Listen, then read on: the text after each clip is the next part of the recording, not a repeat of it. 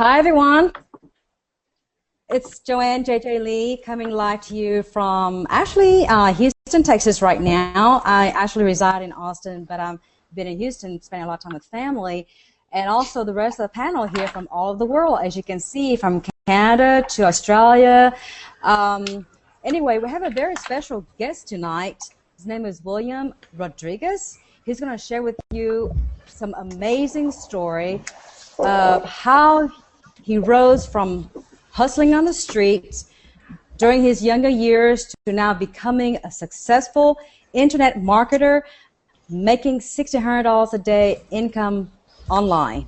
So stay tuned with us for his amazing story. Don't go anywhere.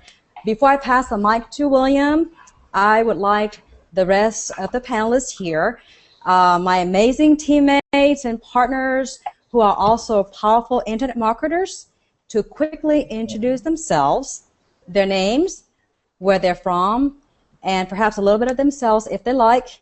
Anyway, from your left, we have Mr. Alan Luck. Take it away, please. Hey guys, can you hear me? Yes, sir. Good. Yes. Hey guys, I'm Alan Luke from Toronto, and yeah, I'm very glad to have Mr. Wlliam on the call with us today. Before the hangout, he was talking a little bit about how he got involved with network marketing, and I mean, I got involved with network marketing. I was sick and tired because soon after I was in the NFL club, the No Friends Left, right? With going to Walmart, heading out, business cards, trying to recruit everybody, and before I know it, I mean, it doesn't work for me. But so it's the same system that as Wlliam will talk about shortly, is where I got the breakthroughs, right? And guys, I'm just gonna pass the floor back to to our host here. But I mean, I just can't wait to hear what Wlliam has to say more about his story and the system that allow us to really create that freedom, that breakthrough in all of our businesses. So, pass it back to you, JJ. Thank you, Alan. Thank you, Alan. Next one on the panel will be Andrew Shin. As a matter of fact, Wlliam is Andrew's accountability partner, so Andrew has a few words to say about Wlliam's as well after he introduces himself. Go ahead, Andrew. Hey everyone, this is Andrew Shin from Los Angeles, California. I'm really glad to have Wlliam Rodriguez here tonight at the hangout. And as JJ said, like he spent on the streets hustling when he was young, and then now he's like an amazing intern entrepreneur, and then making great results from it and helping many people to also have the success in making money on the internet. So I actually met Wlliam back in Austin, Texas during the Empower Network event back in January with Ramil. So there were like 15 of us in a house. Like we spent like the weekend there all together, and then like I got to meet Wlliam there, and then like kind of like we talked a lot and mastermind, and I realized like he's an amazing guy and a lot to learn from. Not only like intermarketing, like he also like focused heavily on the mindset and personal development. So look forward to it, guys. Like he'll share his story and how you can become a successful entrepreneur and start getting great results. So I'm like really looking forward to see like what Wlliam got to share tonight. Thank you, Andrew. Next on the panel will be Ms. Emily Nguyen from Canada. Hey guys, Emily Nguyen here from Montreal, Quebec, and I'm pretty excited about this hangout here and our special guest tonight, because as you guys all saw on the promotion, is that he came from hustling in the streets for being in jail for 9 years, and to now battling. He battled through many obstacles and challenges to now becoming a successful online entrepreneur. So I'm pretty excited to hear about his story. And I was in this online business for less than a year, now close to a year, and I've heard a lot of stories out there that really touched my heart, and that I was able to relate myself to. But tonight, you know, it's tonight. I feel like it's one of those stories again. So I can't wait to hear about it. Back to you, JJ. Thanks, Emily. Next on the panel will be Mr. Tam Dang. Hey guys, can you hear me? Yeah. Yes. Yes. Awesome. Yeah. Hey everybody, thank you for joining us. I'm extremely excited for this hangout as well. You see, the purpose that we set up these hangouts is so that we can bring people from different backgrounds, from different experiences, and we can share them with you to hope that you know, we can help you with some beliefs, give you some you know, one tip or secret that you can that help, you know, maybe push you over the fence so that you can make the right decision, so that you can be empowered and move towards success. And Wlliam's from Harlem. He grew up from Harlem. When I first heard about that, I was like, yeah, wow, you know, like I grew up listening to a lot of rappers from Harlem, and you know, a lot of them, like Big L, you know, they run into a lot of like heavy stuff in the streets, right? And so I'm really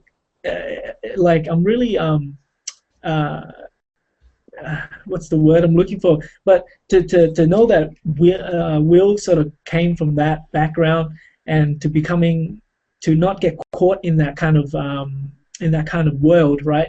I'm extremely ecstatic and excited to hear what he has to share tonight, because he must have faced a lot of battle and a lot of mindset challenges to get him to move away from that kind of world. So I'm extremely excited. JJ, back to you. Thank you, Tim. Thank you, Tim.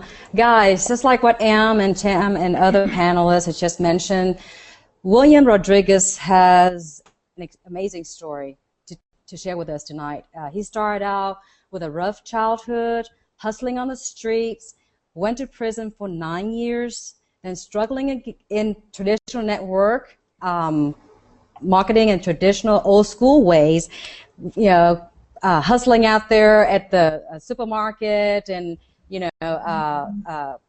calling, making calls on a daily basis before he discovered Empower, and now he's crushing it with Empower, $1,600 a day online. As you will see, all these obstacles and challenges that he went through from his early years to now becoming a very powerful internet marketer, and he's not looking back. So without further ado, I'd like to pass the mic to Wlliam. Take it away. All right. Thanks. I appreciate that introduction, JJ. First of all, can you hear me? Can you guys hear me? Yes.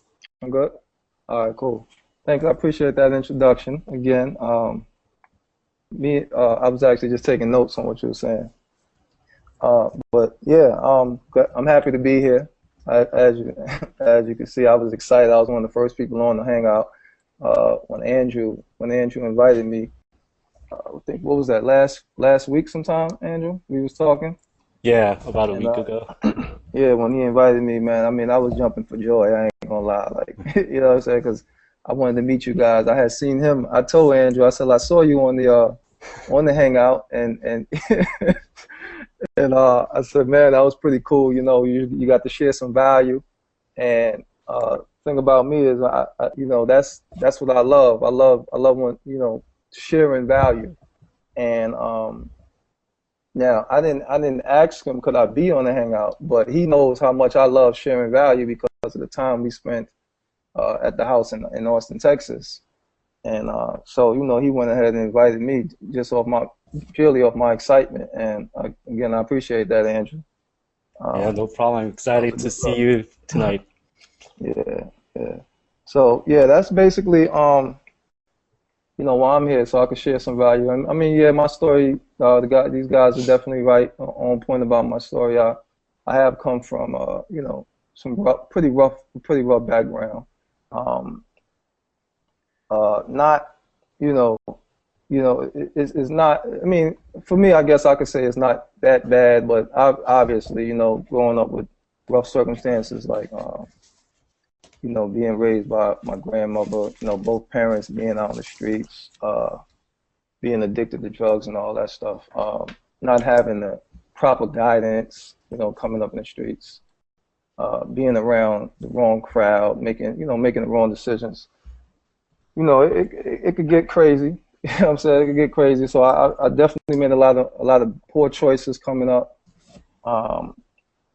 Always tried to stay, you know, stay doing the right thing as far as going to school, and tried to stay out the streets, but it just was that the law of the streets kept me, you know, kept pulling me in, basically. You know, I'm sure, Tam, you've heard that in the rap songs before and all that.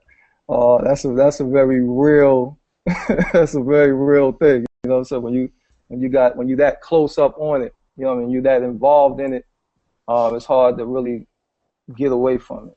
You know what I'm saying? Especially if it's things that you see going on that you actually that attracts you. You know, I've always been attracted to a certain type of lifestyle. I always wanted the finer things in life, I guess they say. And that, you know, being that I had that influence around me and that close to me, that was that's what I saw as the way to get those things that I wanted. Always, you know, like I said, always wanted that. But at the end of the day, nah, it wasn't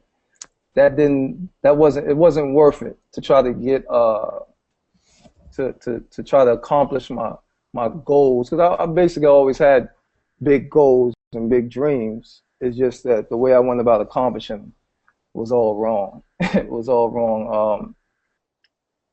All throughout I actually stayed in school. I was telling JJ this earlier today. I actually did stay in school all the way up until like college, and you know, just basically because, you know, that was honestly that was just where everybody was at. To me, I kind of like was trying to be in the in crowd or be part of the crowd, and so to me, that's where everybody was basically, you know, it was a place where I could influence things. Like in the streets, I couldn't really influence anything. I could just be a part of something. But in school, I could kind of influence things. I was always had a little bit of smarts. You know, was kind of funny a little bit. You know, and I was always the one that wanted to just be a little bit mischievous, you know, just like, you know, so it was like everybody wanted to, you know, not everybody, but a lot of people wanted to hang out with me, wanted to be around me, or whatever the case may be. So, you know, that's why I stayed in. But the whole time in school, I was definitely half and half. I had 1 foot in the streets, 1 foot in school, 1 foot in the streets, 1 foot in school. So, man, that lasted all the way up until college. Actually, that lasted all the way up until like my my junior year. Wound up going away to Pennsylvania and going staying on campus in college. And basically, I was, like I said, a little, you know, I had some sense, so I knew what was going on in class. But at the end of the day, I wasn't really paying attention to class at that point. That the law was really pulling on me real hard because at that point, I guess I could say, you know, there was a time where there was some opportunities, quote unquote, thrown my way where I could make more money than I had been making from doing illegal things, and I kind of dived into that real deep when I got to college. And so, you know, it kind of got out of control a little bit.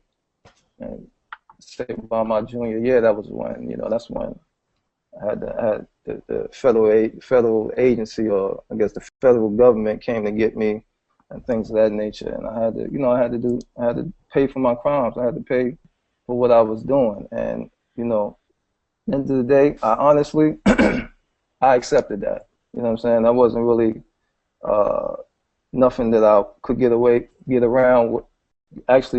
But at the end of the day, the real reason why I accepted it is because me being a quote unquote true hustler, you know, that was always something that I was already prepared for.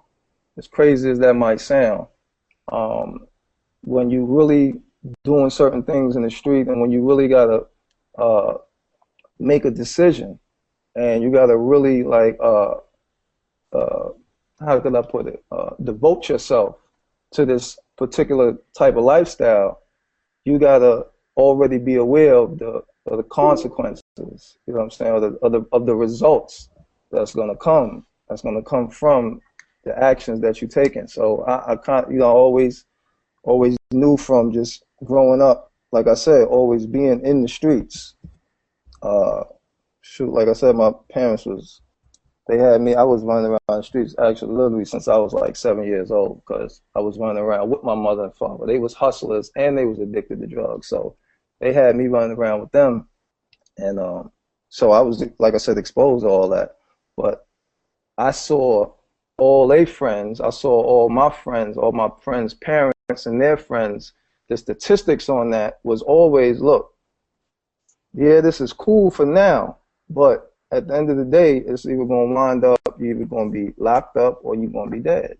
Like, that's just what it was. And I accepted that, and I went ahead and dove into that. And like I said, called myself playing it smart for a while, but by the time I got to college, got a little bit out of control. The money started coming real fast. It was just crazy. And so wound up doing a bunch of crazy things that landed me in prison, basically. It landed me on that long spiral, that long downward, it was crazy, because not only did I get locked up, you know what I'm saying, I had, family members that loved me who actually had to put their lives on hold for me to make sure I was all right, behind the bars. Now, they didn't really know exactly what it was, well, actually, my mother and my father, they had been locked up before, so they knew what it was. But my grandmother, and my aunts and my brothers and things of that nature, they didn't know, but they still had to do that time with me, and so that affected them. And and by the way, this wasn't a 9-year stretch all in one time. It was broken down in 3 years here, 4 years there, 6. So it was basically an ongoing, reoccurring thing. You know what I'm saying? Like what they call recidivism. And so during that time when I was on that journey, I call it now, I actually had 2 children. And so at one point it became a situation where now I'm not only affecting myself and my family, I'm affecting my children, because I'm being taken away from them now. So at the end of the day, that's just basically my reason for actually having to really sit down and take a look at why I'm doing what I'm doing. What am I really doing, to myself, to my family? Do I deserve to be, in the position, that I'm in? And, that happened, that came around 2000. The last time I was in prison, around 2011. And when I had that sit down, that with myself, had to sit down with myself and ask myself, is this really what you want? You know what I'm saying? Is this really the life that you want? Is this what you think all that you think that you can have? And the answers to those questions, man, it broke me down. But at the end of the day, it was basically the life changing decisions that I needed to make. You know what I'm saying? Because at the end, like, I was really at a crossroads, for the simple fact that I wanted to stop doing what I was doing, but it was all that I thought that I knew, right? And by being all that I thought I knew, I was what they call addicted to it. You know what I'm saying? I was really addicted to that lifestyle. I was addicted to, doing things that I knew wasn't right. And so when I came to that decision, it was like, well, you know what? it's not about the things, because you know addiction is basically something that you think that you want, and sometimes what you need, but more about what you want. You know what I'm saying? Those selfish desires. So I had to choose between what I think I want to do with my life and what I got to do with my life. Now, what I have to do with my life was way bigger than me.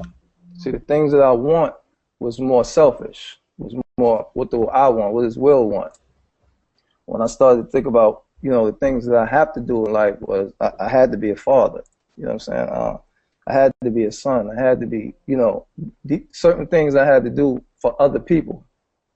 And those outweighed, at that point, that those things outweighed me. You know what I'm saying? And coupled with the fact that, you know, me having my freedom constantly taken from me, you know, freedom is like man's most valuable asset. You know what I'm saying? So me constantly having that taken from me, that kind of took a little toll on me too. And so, you know, it was a little bit selfish. I didn't want that no more either.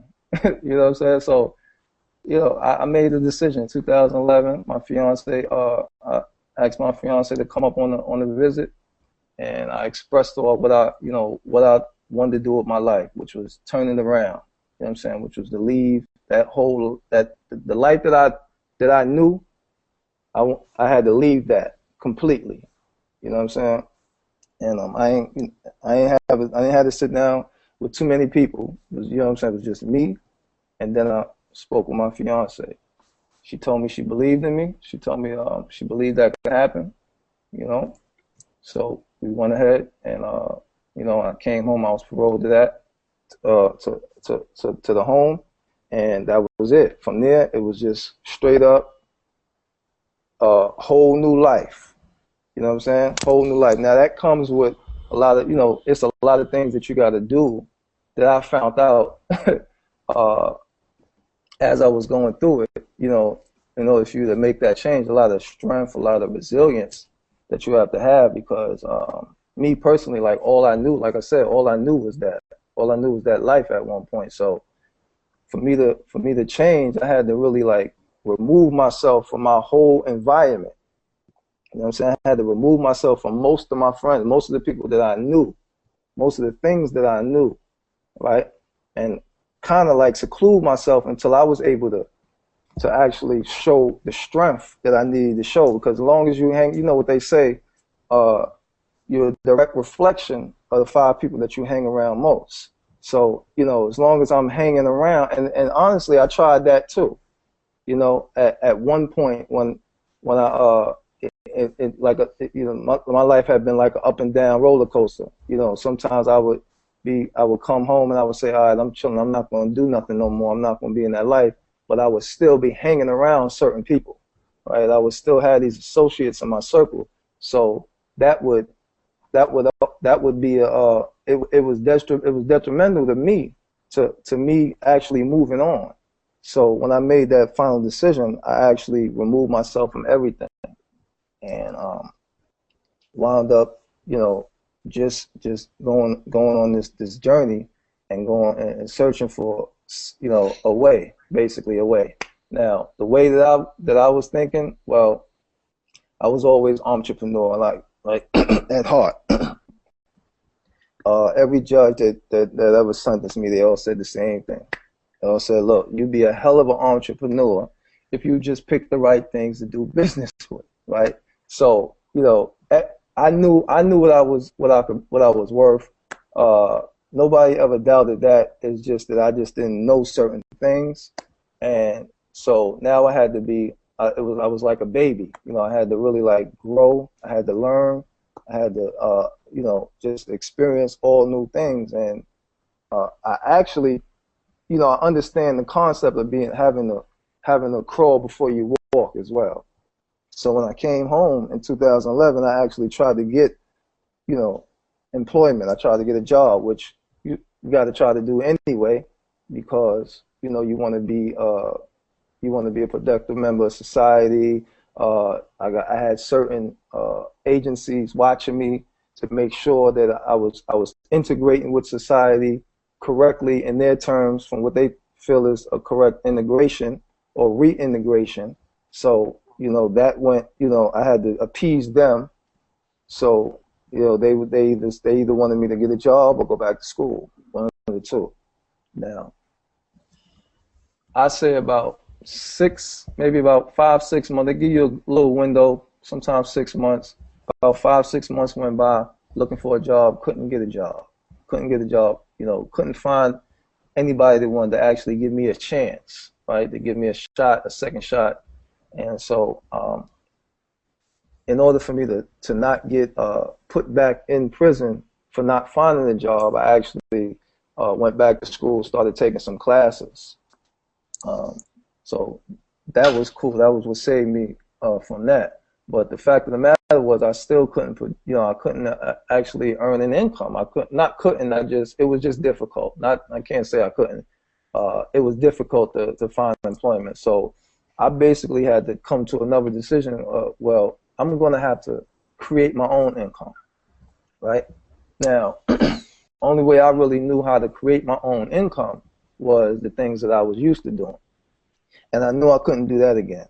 So what I did was I reached out to a buddy of mine, an older guy that I know that lives down in Atlanta, and he didn't know what I was going through. Nobody really, you know, there's always a facade that's put up. You know, nobody really knows what people are doing or what you're going through sometimes when you know how to hide stuff or you know how to conceal things. And I guess I was good at that. And so, you know, he didn't know what was going on. But when I reached out to him, I said, hey, you know, do you have anything, is there any employment down your way? Or do you know anybody up in New Jersey, which is where I moved to, you know, that would be willing to employ me? And he was kind of shocked at that. He actually was shocked that I was looking for a job because he knew me from being the guy, you know, from the street. So he really didn't even believe it. And but he did. He just sent me a couple of links, right, and told me, hey, here are a couple of opportunities that I have here that I'm involved in. Why don't you take a look at it and let me know which ones you like. Basically, those 2 links were for 2 network marketing companies, right? Just a little 4-minute video, short little video telling me about the companies, whatever the case may be. One of those was a health and wellness company.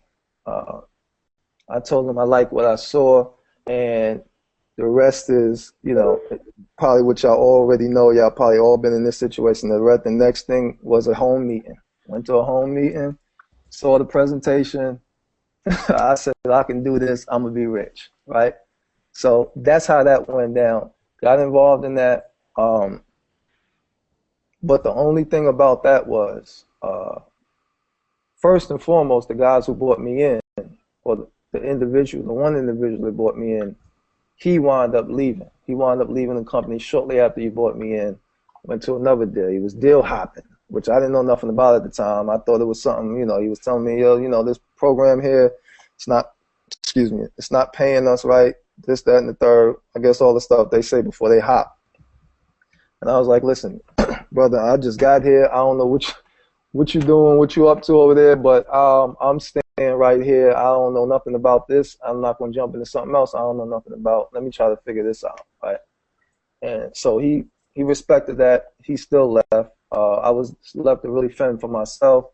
What I did was just reached out to his upline and things of that nature.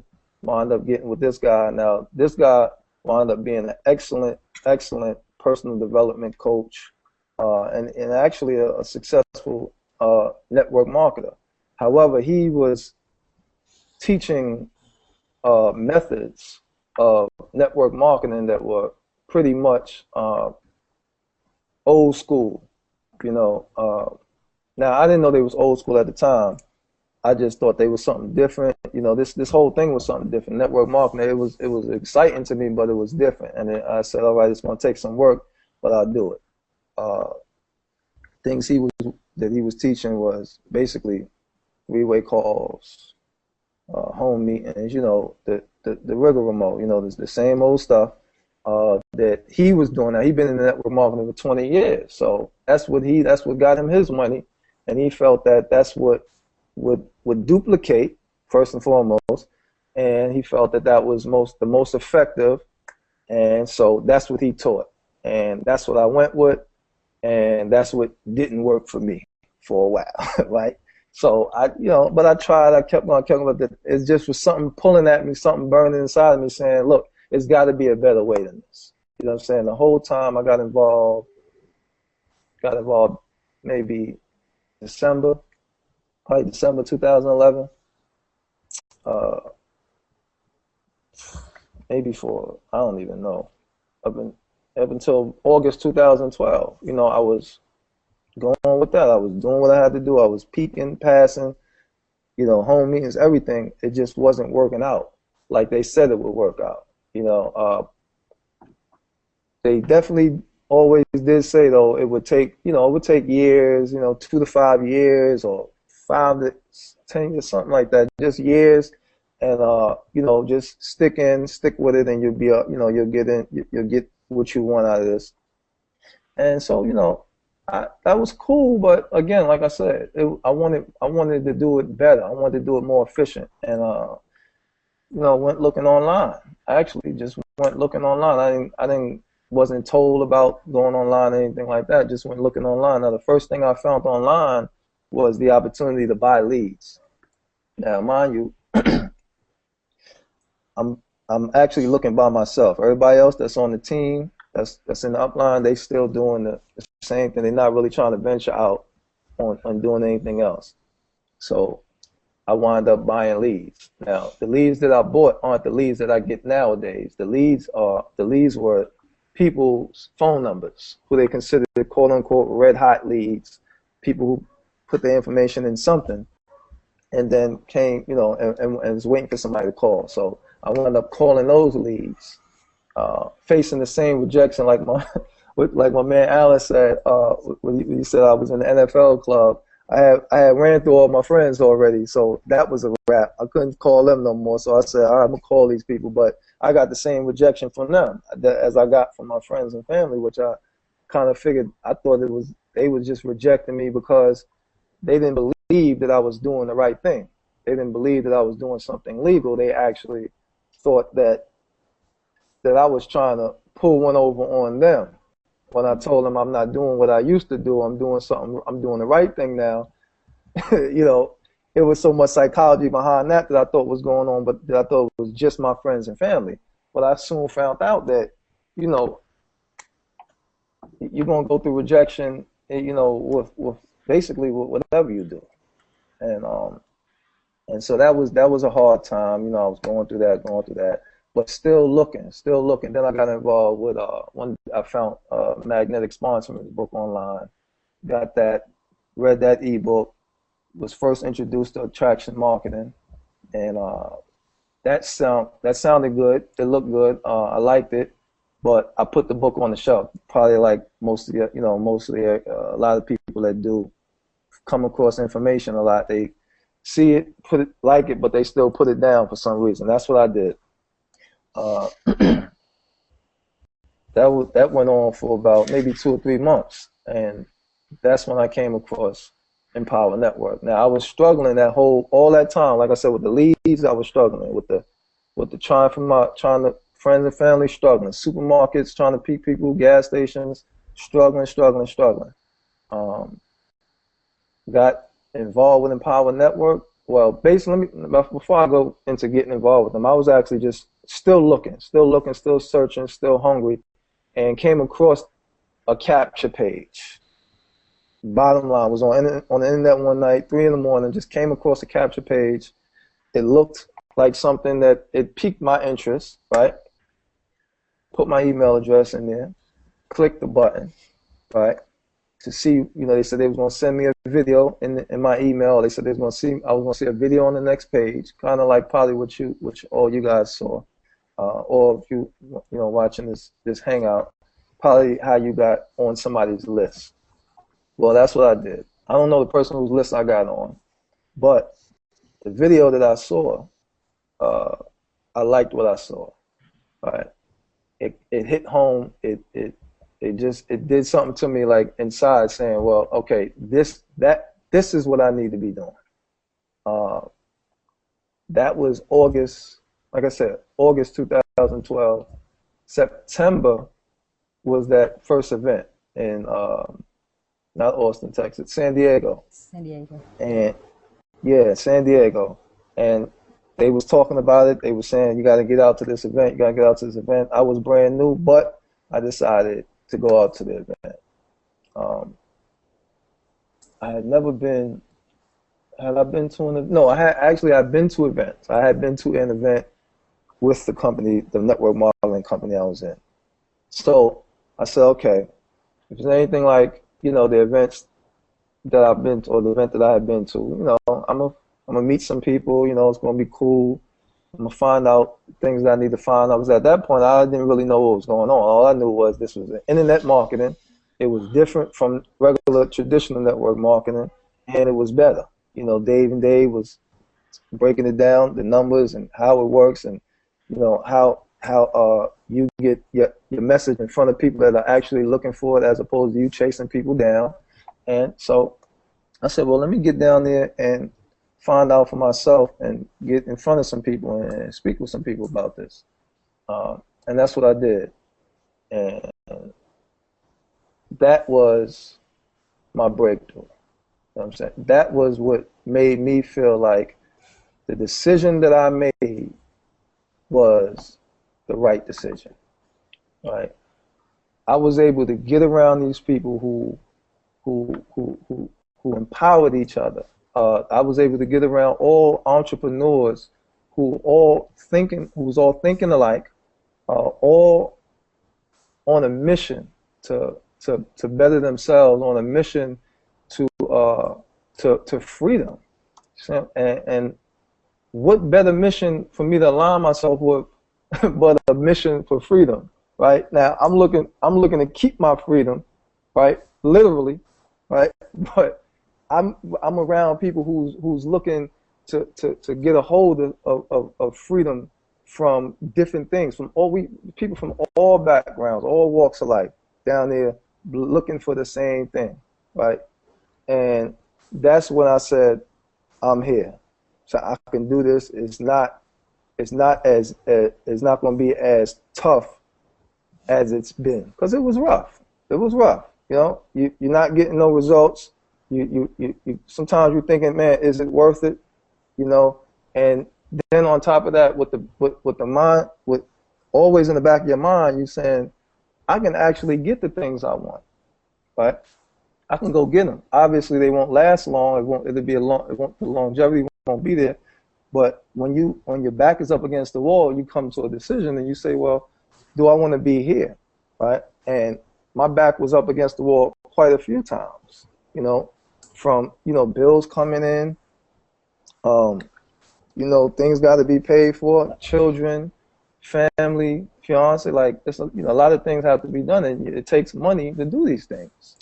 And so that was, you know, when I saw that the way Dave and Dave had this laid out, when I saw it, I said, I can really do this. The belief that I needed, I got it there, right? I got it there from the people that I surrounded myself. I got it there from Dave. I got a chance to speak with Dave and Dave. I got a chance to speak with other leaders. I got a chance to mastermind. By the time I left that event 3 days later, there was no question about what I could do. There was no question. And that's, the rest is the present, because from that day on, it's been go hard or go home for real. Before that, it was already go hard or go home, because I didn't want to go back to what I was, you know, to what I've been doing, right? So, but now that coupled with the belief that this is going to happen, this can happen, it will happen, it's already happening. It's just that I need the time, just got to catch up with it, because when you get in these events, you know, you learn things about setting intentions. You learn things about purpose, right? You learn things about why you're doing and what you're doing, what you're doing it for, and keeping that and holding that vision there, and just going at it no matter what. You know, making the decision to go at it no matter what. And that's like I said, the rest is the present. You know, that's kind of like my story in a nutshell. Uh, I'm gonna send it back to you, JJ. You know, if you got anything you want to say or whatever the case may be. But that's where I Wow. come from. That's where I'm at now. Wow, William, that was amazing. I mean, you kind of briefed me a little bit on your background before we hopped on a hangout. Um, but the transformation, the breakthroughs that you went through, the experiences. I mean, as you heard, guys, I mean, he went from struggles to struggles. You know, from really rough times, his childhood to the worst time in prison, and more struggles with finding employment afterwards.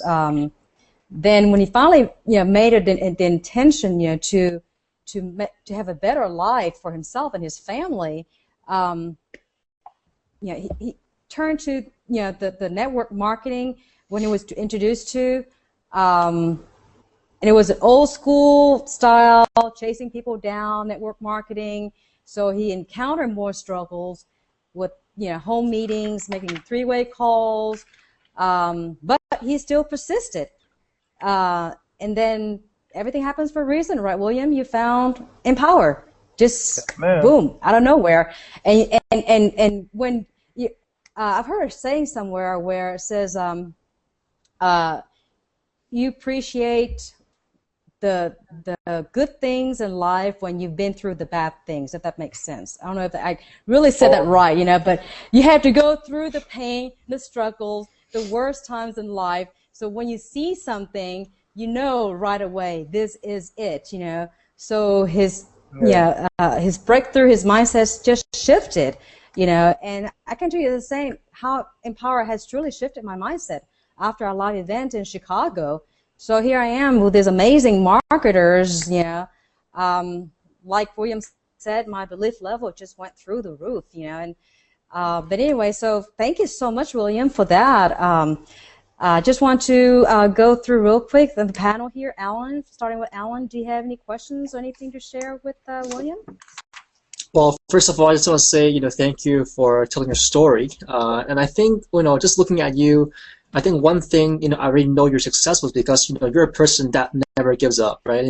When you came back from jail, you could have, thought of negative things and gotten back to doing, stuff that, that you might regret in the future, right? But instead, you detach yourself with people that was going to bring you down, right? You start looking for people that will bring you up, and then you're very coachable, right? Because I see that, you're absolutely very coachable. That's why I think, that's why, I say that, I think that saying is that, when the student's ready, the teacher will show up, right? So, obviously, you've gone through the network marketing, struggle, which, many of us has gone through. But again, going back to never giving up, that, you hit a few roadblocks, right? And, you just keep going until, you felt empowered, right? And then absolutely, like JJ and yourself, mentioned, that event is definitely what really changed my life and, helped allow me to, double my income after just coming back from the event.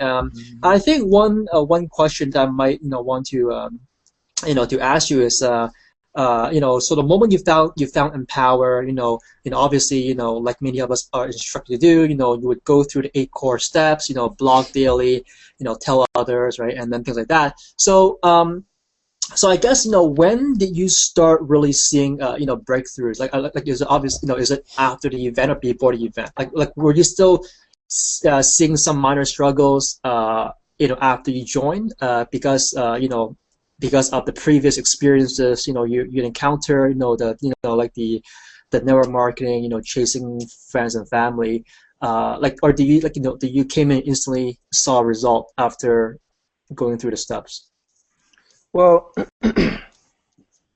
results. That's a funny thing. Results. See, you don't really. One thing I understand about the results, right? And it took me a while because I didn't understand this for a while. I was always the one to I want to see results right now. Right? I want to see something right now, and quick. But when I was able to understand certain concepts about business, about money. Because when you talk about result, you're talking about money. I'm assuming. Is that right? Yeah, actually, the reason why I asked the question, is actually serving a purpose because many people come in here right after, right? And like they struggle many times. They come here, and then they want instant results. So that's why you actually lead it into the very right way. So so you can continue. That's actually the right same mindset that you and I are thinking about. Absolutely. Now, what I understand now is that results are just a byproduct, right? The money is just a byproduct of the things that you have to actually do in order to get those results, to get that money, or whatever the case may be. And so, me going to that event. Now, obviously, before the event, it was like, this is, like I said, it's all new to me. I don't know what's going on. How do I make this $1,000 a day? You know what I'm saying? How do I make this money that they talking about? But when I got there to the event, it was like, okay, there's a mind shift. There's a mindset shift. I got the results are first of all, they written down, right?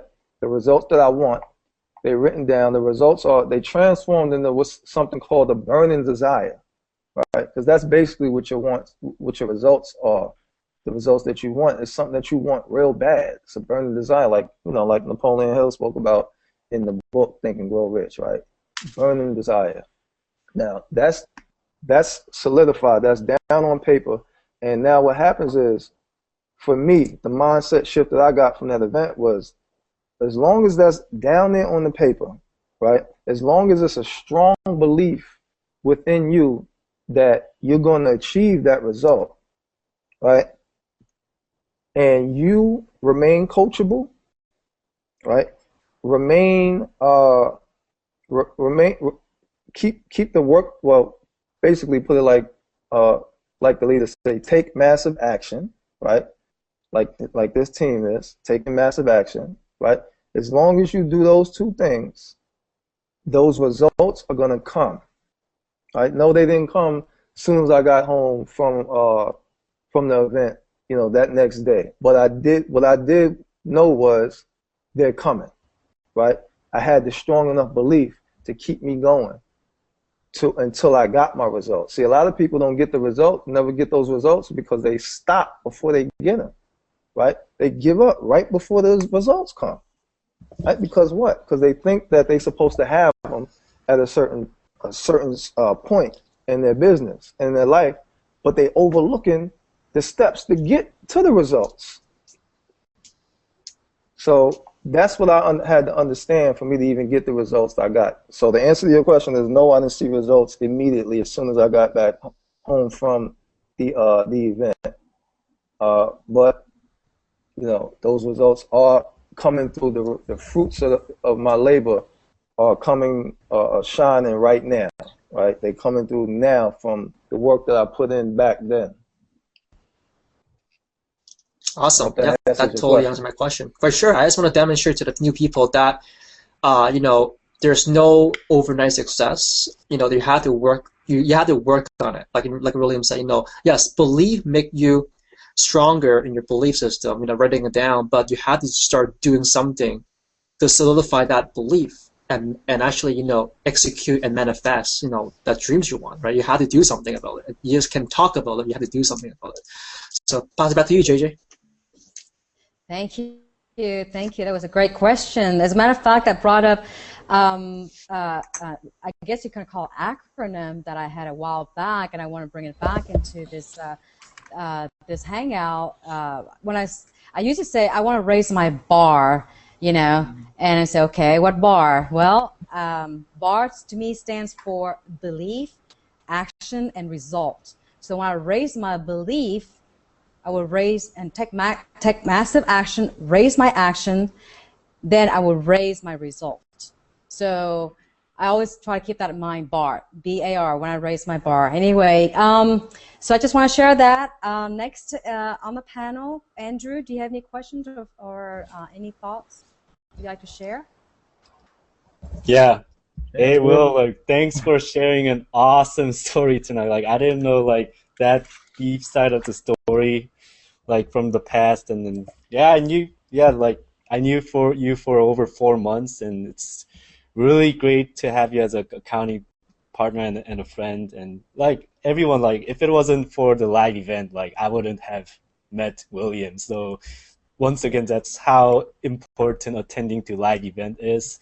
Mm-hmm. And, like, from what you shared to the group, like about like hustling on the street and then able to overcome to the online world. Like I read the book called 50th Law, written by 50 Cent a couple months ago, and I can really resonate with that. And you also, like, he had the burning desire and that strong persistence to become a successful rapper and a business person. I can definitely see you in Denver, like you being on stage, holding that giant check, and then show and influence many other people, like to like how like a street hustler from a street hustler to become and struggling from network marketing business and become a big success in online. So that's really amazing story that you shared. And yeah, like, so yeah, like for the people like who's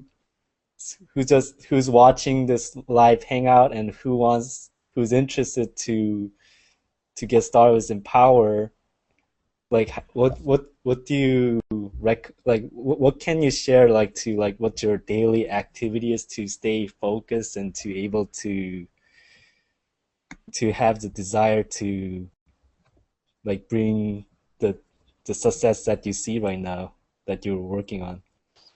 That's a good question. Uh,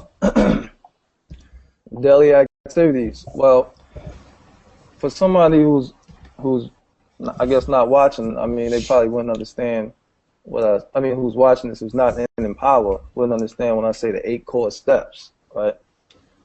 However, that's basically, how I stay focused on creating my success. Now, the 8 core steps consist of things that everybody on this call is watching knows already. So I guess I could break them down, break a couple of them down to what we all know.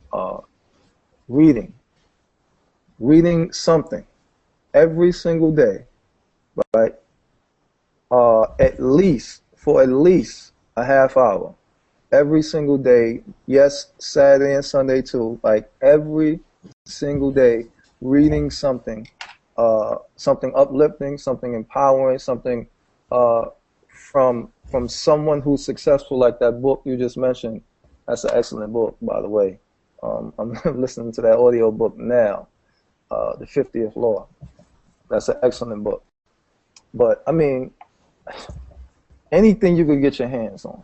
Think and Grow Rich, Napoleon Hill. Tam, I know you mentioned that the first book that you ever read, well, the first book that you got your hands on that meant something, real to you when it comes to business was Rich Dad, Poor Dad. Like, so I know, like, you understand, like, books like that,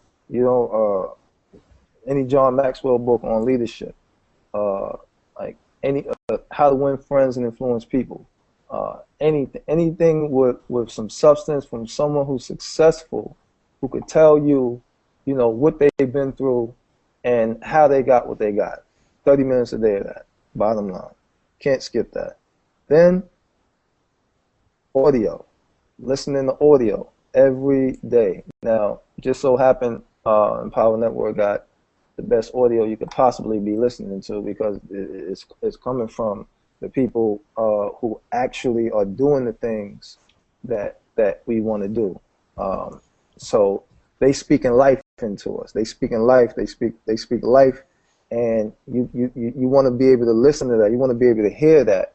And I mean, honestly, that sounds good on the surface, but it gets so deep on why you need to hear that it'll probably take a whole nother hangout for that. But in the short of that, the short of the long of that is, you need to feed your mind with positive things to get rid of all the negative that's coming into your mind on a daily basis that's been coming in your mind for all your life, pretty much. I mean, all your life you've grown up hearing certain things. I mean, you've grown up, even your parents always had the news on, always had the TV on, playing the news and playing like just all kinds of nonsense, just like me. I mean, I ain't no different. I know because I've grown up with this, that all that negativity that's put in your brain and all that, you know, all those lies that are put in your brain, that has to be literally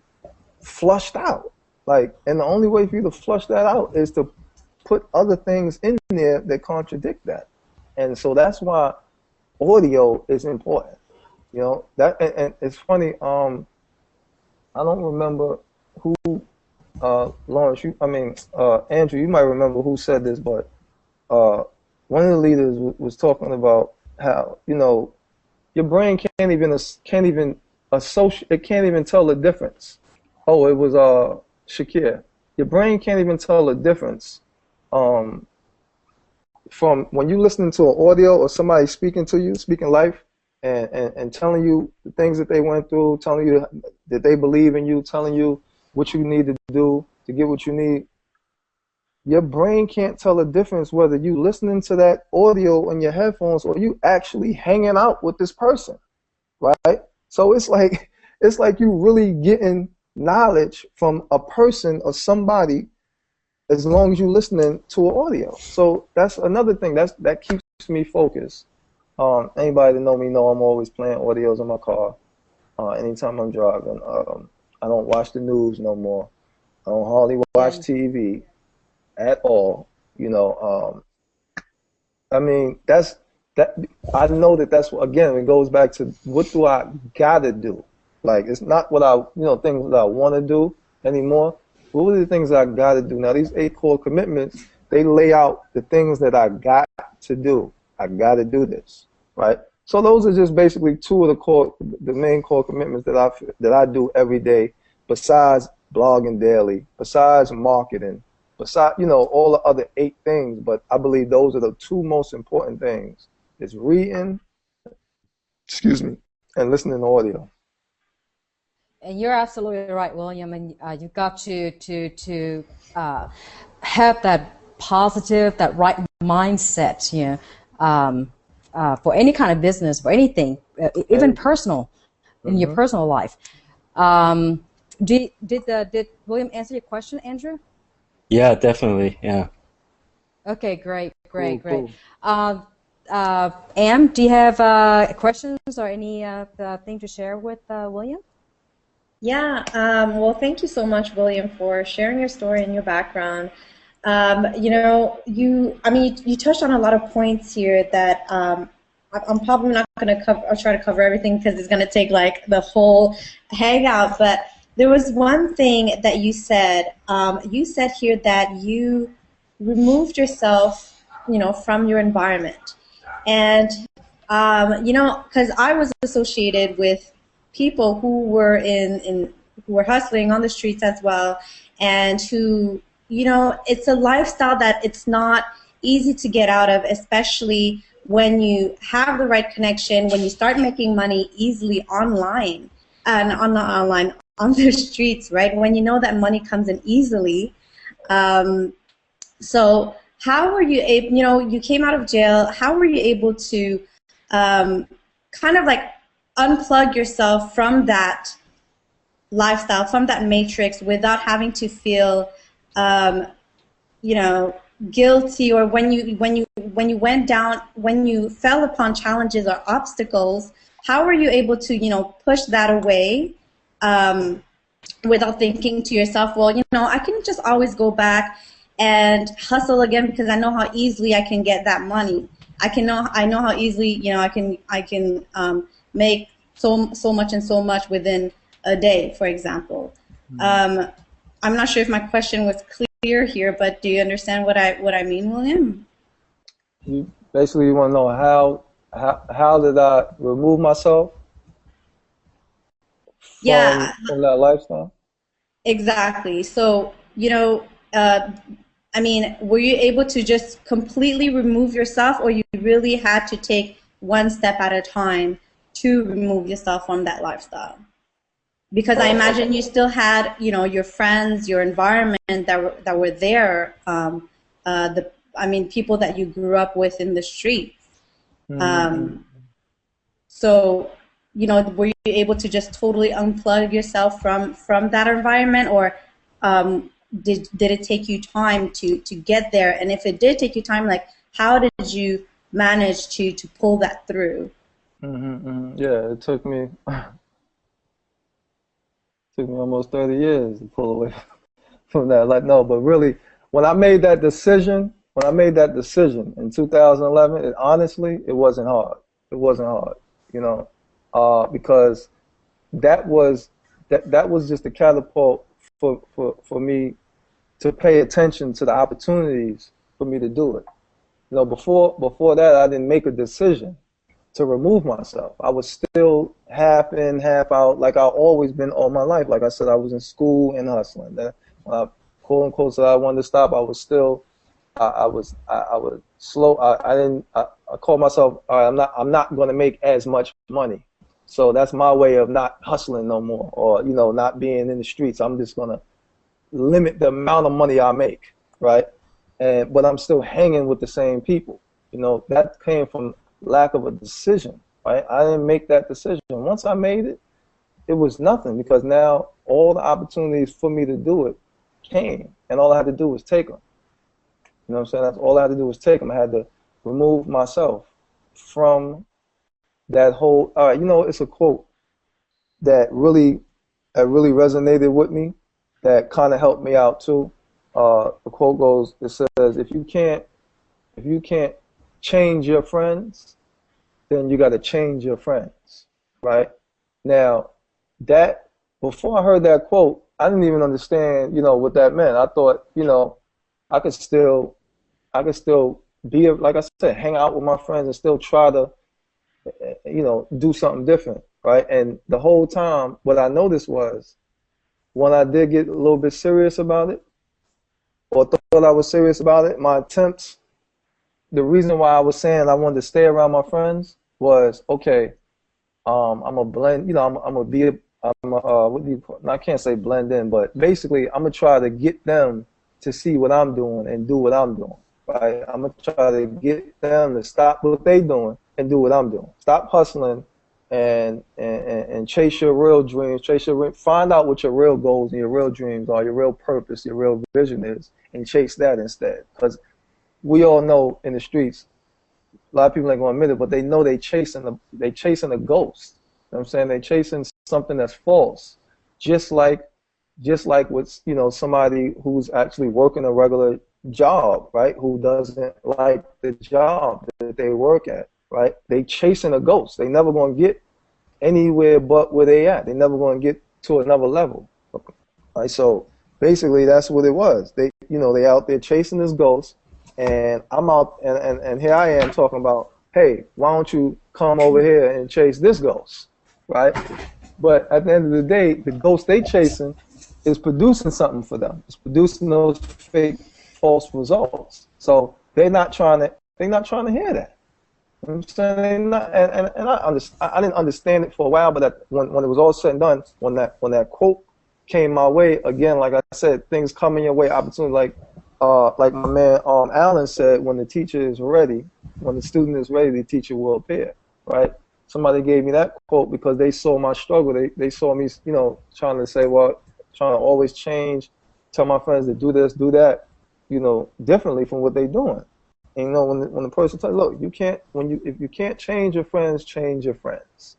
And that's what I had to do. I had to change my friends. I had to change my environment. I had to get literally out of me personally, with my knowing myself, knowing how addicted I was to that lifestyle, I had to move all the way out the state for me to be able to overcome the temptations and things of that nature.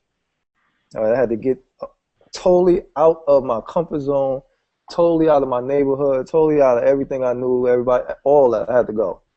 And so that's how I was able to to make that transition. It was like that. It was like that when the decision came. It was like that, and that's how it's been. That's awesome. So you really moved out of the state, took everything out so you can just change yourself, recondition yourself, and change your friends, like you said, right? If you can't change your friends, you got to change your friends. But thank you so much for sharing. Back to you, JJ. Sorry. That's okay. That's all right. Wow, thank you. That was a very, very good question. It was very deep question, like Alan said. William, I love that quote that you said. In fact, I wrote it down, and it's going to be one of my favorite quotes. If you want to change your friends or your surroundings, you had to change your friends or your surroundings, and that's what you did.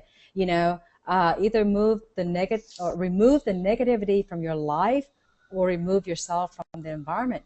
And you took massive action. You literally moved out of state. You moved away from all the bad environment, all the bad influence, and after making that intention and made the decision to do it. And you've been keeping it up. Awesome. The next one on the panel will be Tam. Go ahead. Hey guys, can you hear me? Yes, sir. What's awesome. up, Sam? What's up, Wlliam? Thanks for sharing, all your struggles so far. I really admire everything that you've gone through. You've actually, you've actually rose out of, that situation, and you're still very strong. So, that for me, I respect and I look up to a lot of people who sort of are looking to improve themselves, move towards the light. And you are, man, you are moving towards the light, so I commend you, brother. You also said another profound thing that I picked up. You said you are focusing on what you have to do, what I got to do. That's what you said, exact quote, what I got to do, not what I want to do. And that for me was huge. That was profound. I'm gonna take that on. I'm gonna start looking at that, and I think, I need to start focusing on what I got to do as well, more than what I really want to do. And if you focus on what you got to do, it really helps. It really helps you move towards your goals and your dreams. I've been hearing you guys discuss so far, and I have this thing that I really want to share. I don't know how it's going to turn out, but I'm going to try. I'm going to try and share it. Right. So, what you got a rap song? You were just talking about environment right now, changing from one environment to another environment, and also we were talking about beliefs, and we were talking about you got to feed your brain, right, with audios and with material. Now, here's why I think. Here's what's powerful. Here's what's powerful. Your subconscious mind can process 7 to 9 things at once, right? And your unconscious mind can process like 2 million things at once. For example, right now you're breathing, and you didn't even think about that until I just said it right now. So now you notice that you're breathing, right? But your unconscious mind is also in charge of so many other different functions. That's what's keeping you alive, right? The thing is this, right? The power of the unconscious mind is this. Whatever you believe, right? Your unconscious mind is going to try and prove it correct for you. So, for example, let's just say, if you have a belief that you cannot, I'm talking to the guys here, if you have a belief that you cannot get any hot chicks, right, to be your girlfriend, well, what's going to happen is that the unconscious mind is going to always find things to prove that you're correct, right? Or if you walk in the street and you have a belief that hot chicks always go out with nerdy guys, right? Well, you're not going to see any other couples, but all the hot chicks and the nerdy guys are going to be it's going to be so clear for you just right there, right? Everything else is fade in the background, and the couple that you see are the hot chicks and the nerdy guys, right? And so your unconscious mind will prove to you that your belief is correct, right? So apart from changing your environment, right? Sometimes that is powerful. When you change your environment, it can really help, slowly change your life because of who you associate with and what's around you. But at the same time, if you don't change your belief, right? If you have a belief that I can't be successful, if you have a belief that I'm not good enough and I can never be a millionaire or whatever, then your unconscious mind is going to seek to prove that you are correct, right? So that's why we're talking about surrounding yourself with the right people, feeding your mind with the right material, so that your mind is focused on success all the time, and that's how you slowly alter your beliefs, and that's how you're gonna that's what's gonna help you move towards success. So I don't know if that come out right. Did you guys sort of understand that? Did that really make sense to anyone? Yeah. Okay. Cool. Well, that's pretty much all I want to share, right? Just from hearing you guys talk. And again, Wlliam, I can see why you're where you are, because and I admire everything that you've gone through, your situation. You're just a tough guy. You know that? You're just a tough guy. You come out of that environment. I'm going to call you, I love hip hop, right? And Tupac is one of my idols, right? And he wrote a poem, and one of the poems is called "A Rose That Grew Out of a Cement," right? Cement, right? So I'm looking at you now as a red rose because you drink a lot of red wine. So you're a red rose that grew out of a cement. All right, I'll take that. I'll write that one down. That's awesome, Tim. That's awesome, Tim. Thanks, Tim. Appreciate you. Hi, Tim. Hi, Joanne. Sorry I was late. No problem.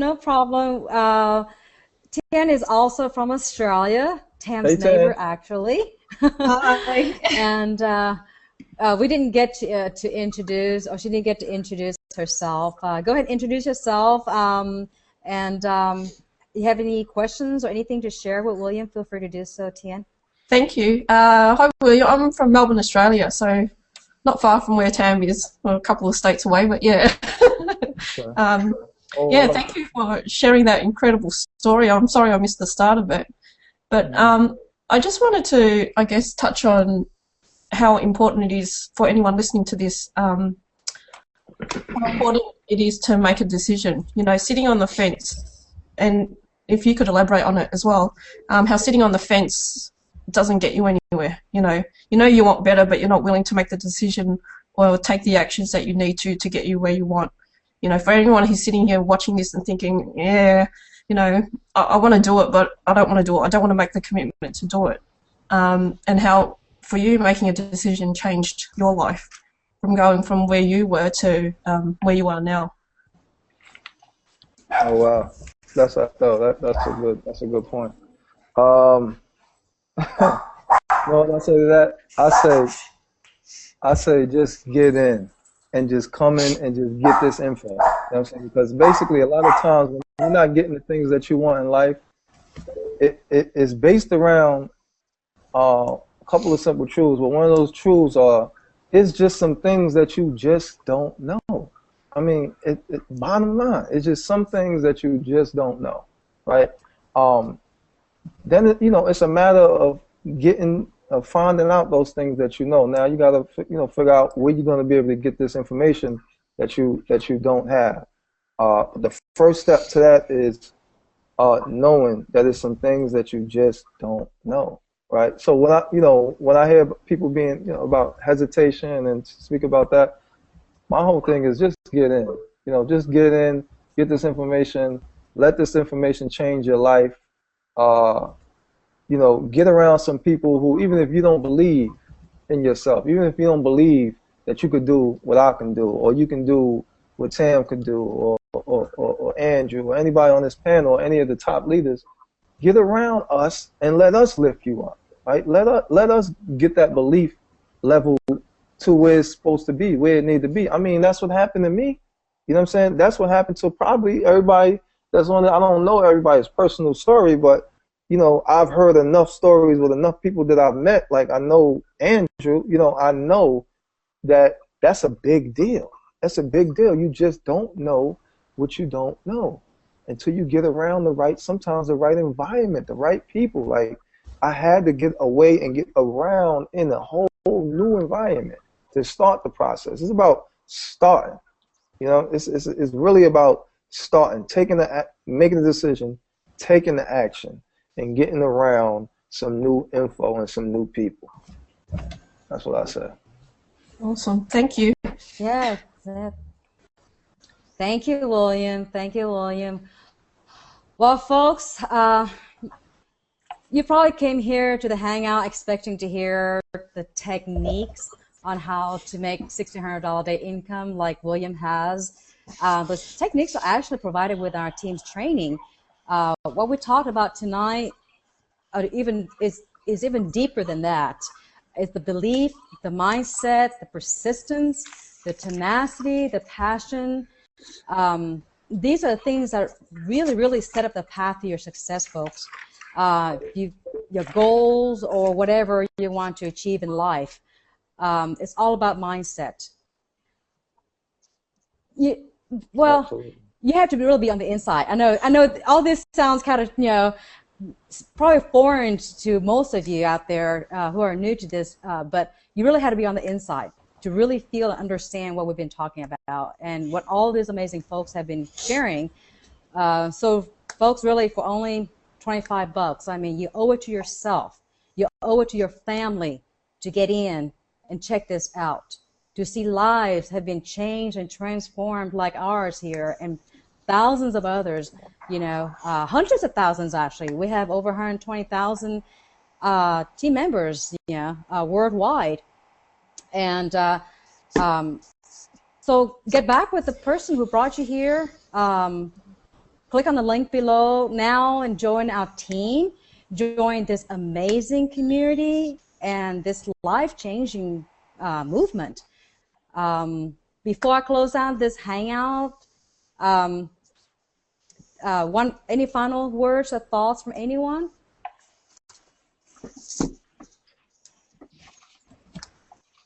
Okay, I guess we're gonna we're running over a little over an hour now, so get in, folks. Stay plugged in and engage with us, and we want to see you on the inside and in person. So until then, make it a blessed evening or day, depending on wherever you are right now in the world. Okay, so we'll see you tomorrow. All right, guys. Bye.